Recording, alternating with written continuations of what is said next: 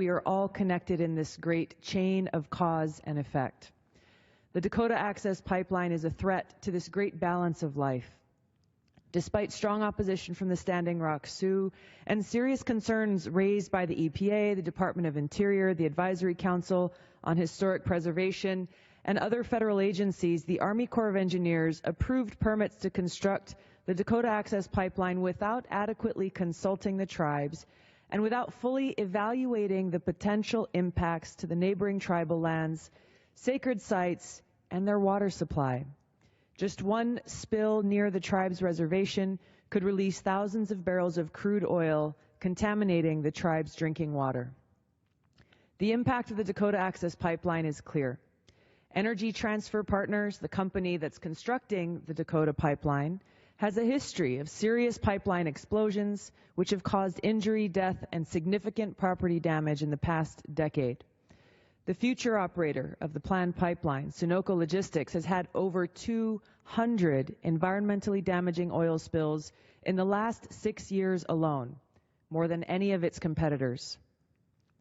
Protecting our water is not a partisan political issue. It is an issue that is important to all people and all living beings, everywhere. Water is life. We cannot survive without it. Once we allow an aquifer to be polluted, there is very little that can be done about it. This is why it is essential that we prevent our water resources from being polluted in the first place. Our founding fathers took great inspiration from Native American forms of governance and the democratic principles that they were founded on. Their unique form of governance was built on an agreement called the Great Law of Peace, which states that before beginning their deliberations, the council shall be obliged, and I quote, to express their gratitude to their cousins and greet them, and they shall make an address and offer thanks to the earth where men dwell, to the streams of water, the pools, the springs and the lakes, to the maize and the fruits, to the medicinal herbs and trees, to the forest trees for their usefulness, and to the great Creator who dwells in the heavens above, who gives all the things useful to men, and who is the source and the ruler of health and life. End of quote.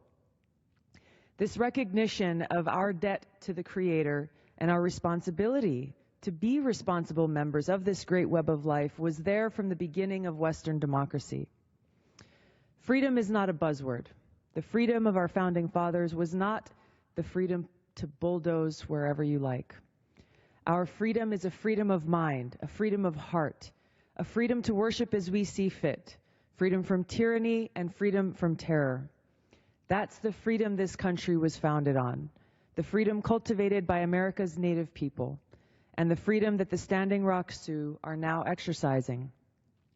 This weekend, I'm joining thousands of veterans from all across the country at Standing Rock to stand in solidarity with our Native American brothers and sisters. Together, we call on President Obama to immediately construction of this pipeline, respect the sacred lands of the Standing Rock Sioux, and respect their right to clean water.